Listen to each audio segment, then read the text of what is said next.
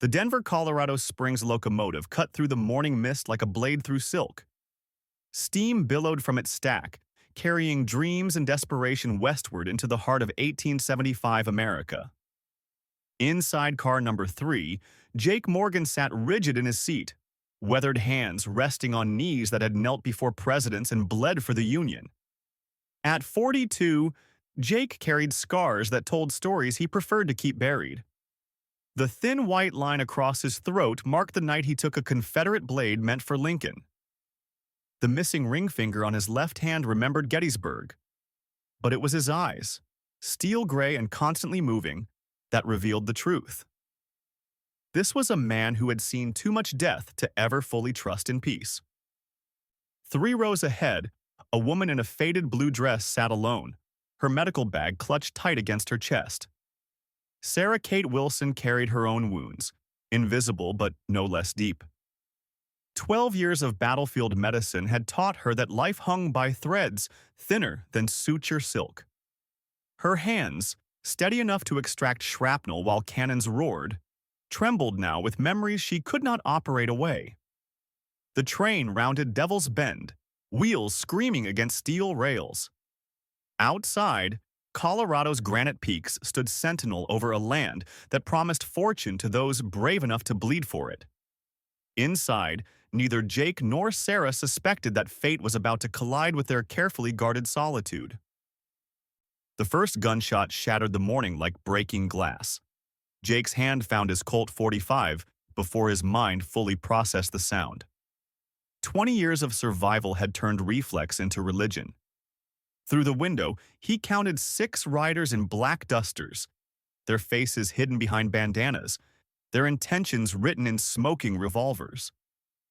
"Black Jack Castellano," he whispered, recognizing the silver-studded hat of the lead rider. The name carried weight in these territories, a weight measured in unmarked graves and widowed wives. The second volley came from the rear car, followed by screams that cut through steam and steel. Jake rose from his seat, his movement fluid as water despite the lurching train. Around him, passengers dove for cover beneath wooden benches, their cries mixing with the thunder of hoofbeats, keeping pace with the locomotive. Sarah's medical training overrode her fear. She saw blood spreading across a young mother's shoulder and moved without thought, her bag already open, her hands already working. The train bucked as the engineer applied brakes that screamed protest against 30 tons of rolling iron. Jake reached the rear platform as 3 masked men swung aboard. The first died before his boots touched the deck, Jake's Colt speaking with authority that brooked no argument. The second man raised a sawed-off shotgun, but Jake was already moving, his shoulder driving into the gunman's chest, sending both of them crashing through the car door. Inside the passenger compartment, chaos reigned. The third gunman held a pistol to an elderly conductor's head, his eyes wild with the kind of desperation that made men dangerous beyond reason. "Where's Iron Morgan?" the gunman shouted above the din. "We know he's on this train." Sarah looked up from her patient, her hands still working to stem the bleeding. In that moment, she saw Jake clearly for the first time in 12 years. The scar on his throat, the way he moved like controlled lightning. The unmistakable bearing of a man who had stood guard over the most powerful leader in the free world. Iron Morgan, the president's shadow. The man who had saved her life at Gettysburg when Confederate cavalry overran the field hospital. Time slowed as memory and present collided. Sarah watched Jake's eyes meet hers across the blood-soaked car. Recognition passed between them like an electric current. He was older, harder, worn down by years of watching his back. But those eyes, she would know them anywhere. The gunman's finger tightened on the trigger. Jake's Colt rose with mechanical precision. The shot echoed through the car like thunder in a cathedral. When the smoke cleared, the gunman lay still. The conductor trembled, but breathed. And Jake Morgan stood in the doorway like judgment incarnate, his weapon still smoking in his hand. Sarah Kate Wilson, he said, his voice carrying across 12 years of silence. I thought you were dead. So did I, she replied, her hands finally stilling on her patient's wound. So did I. Sterling Creek nestled in a valley between two granite ridges like a secret whispered between mountains. Or it had before Jack Castellano decided to make it his personal kingdom.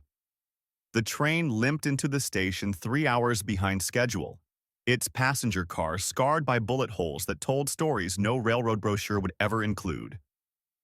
Jake helped Sarah down from the platform, his touch lingering just long enough to confirm that 12 years hadn't been a fever dream. The Silver Strike Mine, Jake explained, as they walked through streets that felt too quiet, too empty. Been working it for 3 years. Produces enough silver to keep Washington interested and me wealthy. Also makes me a target for every outlaw between here and California. Sarah nodded, her medical bag swinging at her side. And Blackjack? Used to run with Quantrill's raiders during the war. After Lee surrendered, he decided peacetime wasn't profitable enough. Jake's voice carried the weight of old grievances.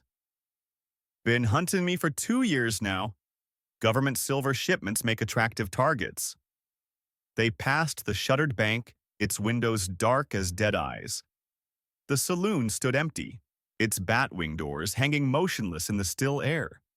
Even the church bell remained silent, as if God himself had abandoned this place to devils and black dusters. Where is everyone? Sarah asked, though she already suspected the answer. Jake stopped at the edge of town, where the road split toward the mine. In the distance, smoke rose from a dozen campfires. Castellano has them work in the deep shafts.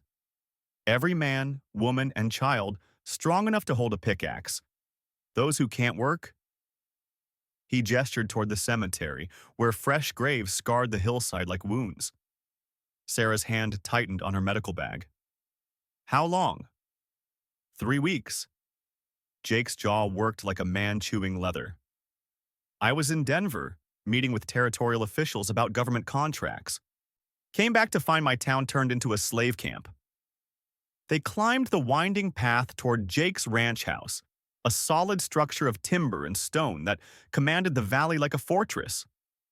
Inside, the rooms echoed with loneliness that spoke of meals eaten alone and conversations held with shadows.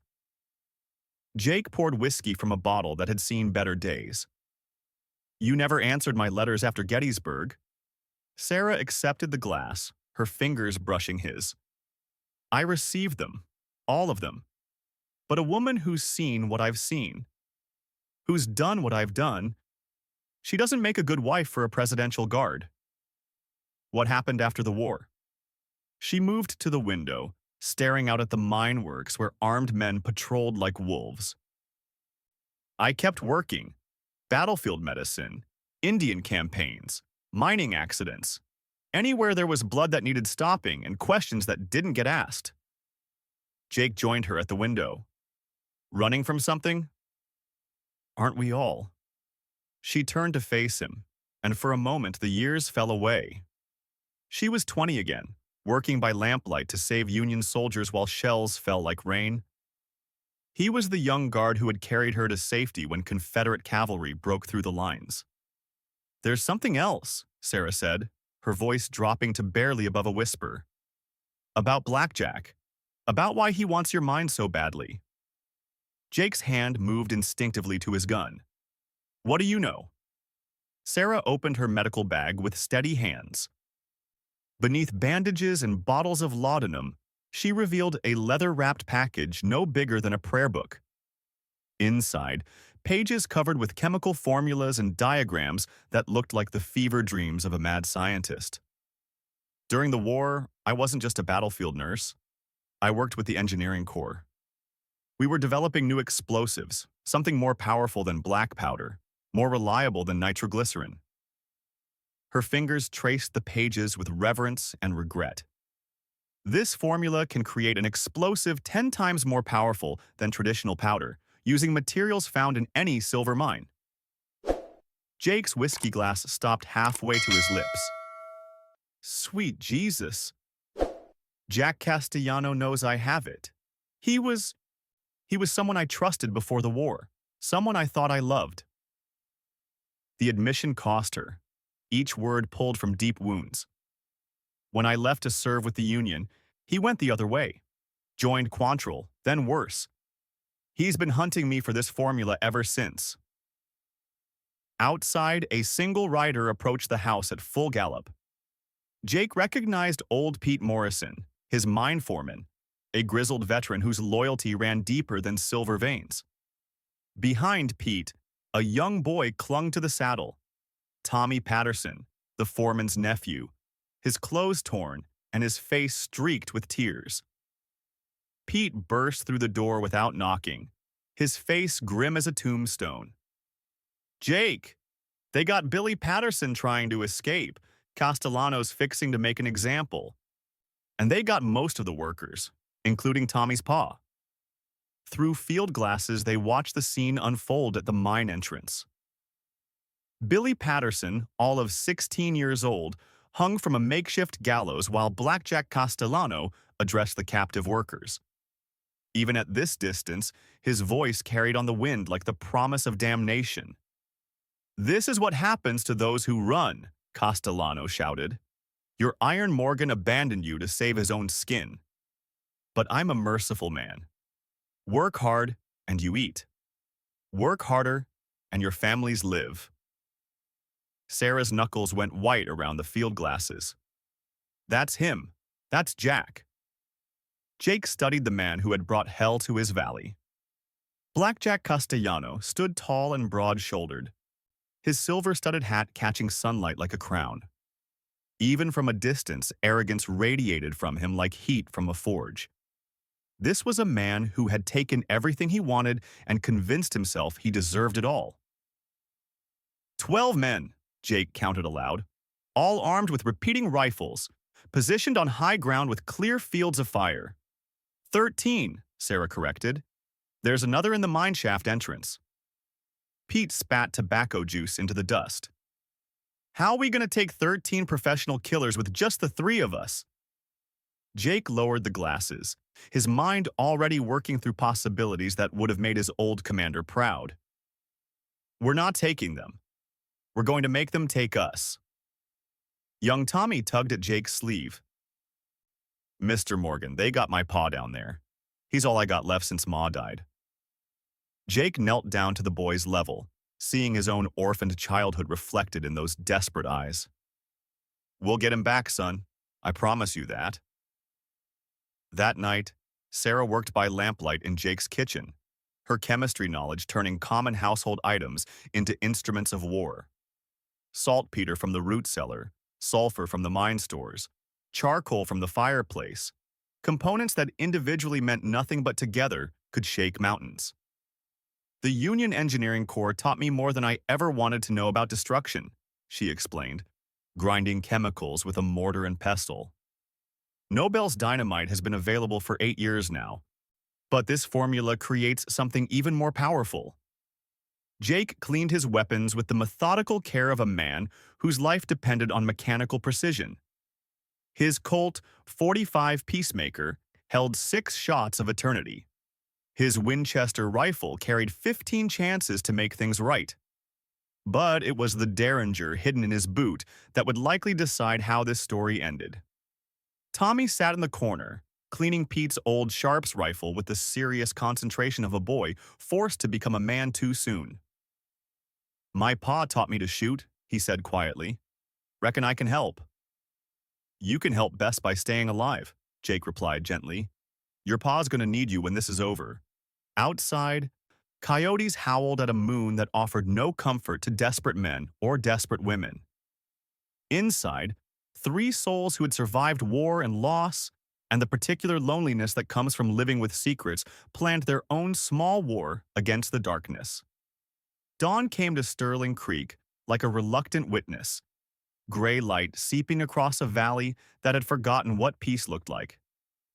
Jake Morgan stood on his porch, watching smoke rise from the mine camp where good people labored under the guns of evil men. Sarah emerged from the house carrying her medical bag and a canvas satchel that held enough explosive power to reshape the landscape. Her face bore the determined calm of a woman who had made peace with necessary violence.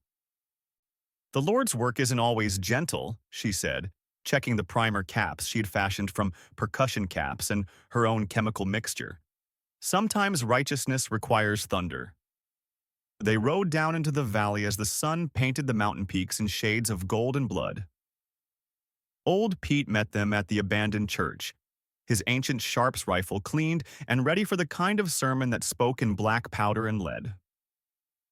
"Boys are in position," Pete reported, gesturing toward the surrounding ridges where Jake's remaining loyal miners waited with hunting rifles and desperation. "Not much, but it's what we got."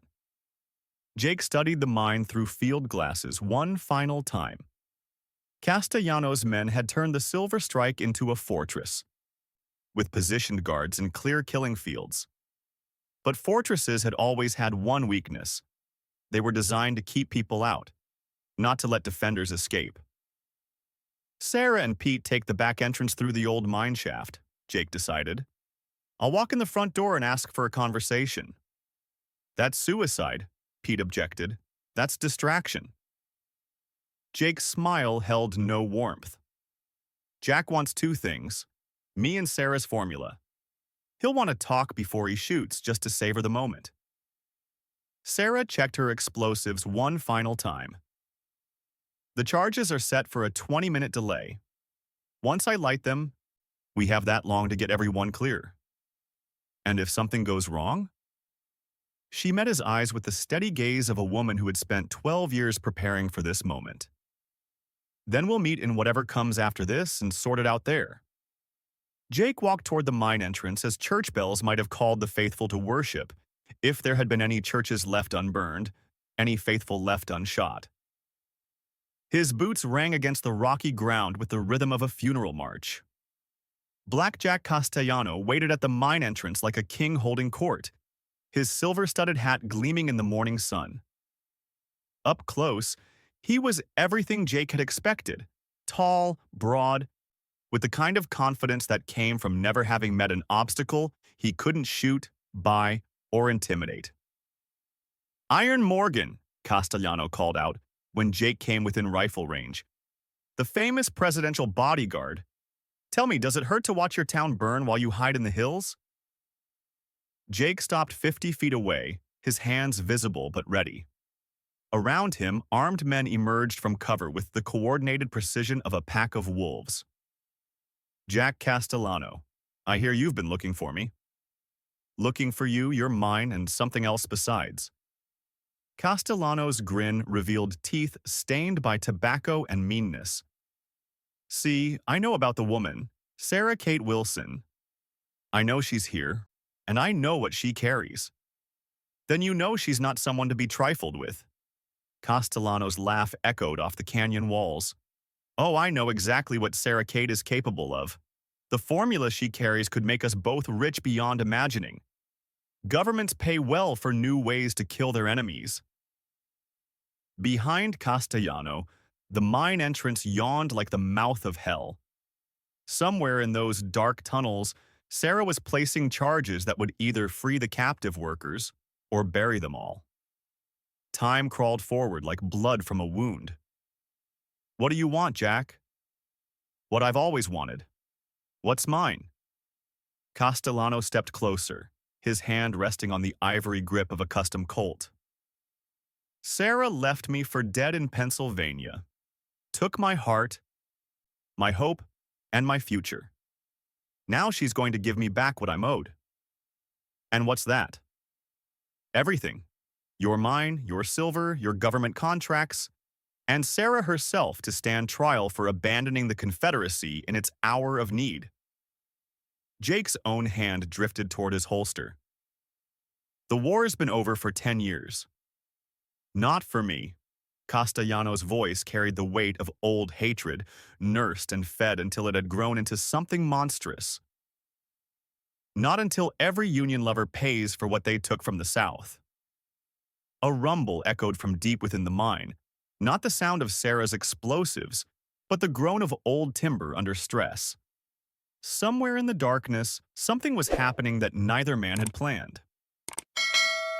"Sarah's a healer," Jake said, stalling for time that moved like honey in winter. "She's saved more lives than you've taken. She's a traitor who chose the wrong side, but I'm willing to forgive if she's willing to serve." Castellano's eyes glittered with the kind of madness that grew in dark places, fed on resentment and watered with whiskey. Another rumble from the mine, stronger this time. The guards began to look nervous, their rifles swinging toward shadows that might hide threats or might hide nothing at all. Then Sarah Kate Wilson emerged from the mine entrance like an avenging angel dressed in powder smoke and determination. Her dress was torn, her face streaked with coal dust. But her medical bag remained clutched in steady hands. Behind her, freed miners began streaming out of the tunnels, Tommy's father among them. "Hello, Jack," she said, her voice carrying 12 years of regret and resolution. "You look exactly like I remember." Castellano spun toward her, his hand frozen halfway to his gun. For a moment, Jake saw not the outlaw leader but the young man Sarah had left behind. Someone who had loved and lost and never learned how to heal. Sarah. Her name on his lips sounded like prayer and curse combined. "You came back. I came to end this." She opened her medical bag with deliberate care, revealing not bandages and medicine, but a dozen small cylinders wrapped in fuse cord. "Your men are already evacuating the mine. I gave them 20 minutes to get clear." "You're bluffing." But Castellano's voice carried uncertainty like a man walking on thin ice. "The formula you want so badly? I memorized it years ago. The papers in my bag are copies." Sarah held up one of the cylinders, her thumb resting on a chemical fuse. "But these are real. My own improved version of Nobel's dynamite. One spark, Jack, that's all it would take to bring down half this mountain." Jake understood immediately. This was Sarah's masterpiece, explosives more powerful than anything the world had seen. In her hands, it became a threat that could reshape the entire valley. "You always were too clever for your own good," Castellano said, but his hand had moved away from his gun. "What do you propose?" "Single combat. You and Jake. Winner takes everything. The mine, the town, the future." Sarah's eyes never left her former lover's face. "Loser takes a bullet in whatever judgment comes after." The challenge hung in the air like gun smoke. Around them, Castellano's men shifted nervously, their rifles uncertain where to point. This was their leader's fight now, personal and deadly as a rattlesnake's bite. "And if I refuse?" Sarah's thumb moved closer to the fuse. "Then we all go to hell together, and let the devil sort out who deserves what." Castellano studied Jake with the calculating gaze of a predator measuring its prey. Iron Morgan was older, scarred, carrying the weight of too many fights and too many secrets. But those steel-gray eyes held something that made even killers hesitate, the absolute certainty of a man who had nothing left to lose. "Fair fight?" Castellano asked. "As fair as either of us deserves," Jake replied. They walked 20 paces apart and turned to face each other in the ancient ritual of men who had found no other way to settle their differences. The sun climbed higher, turning the valley into a natural amphitheater where life and death would perform their eternal dance. Sarah held her explosives ready, her finger on the trigger of Armageddon. Around them, gunmen and freed miners alike held their breath, waiting for the moment when words would give way to lead and smoke and the final accounting of souls.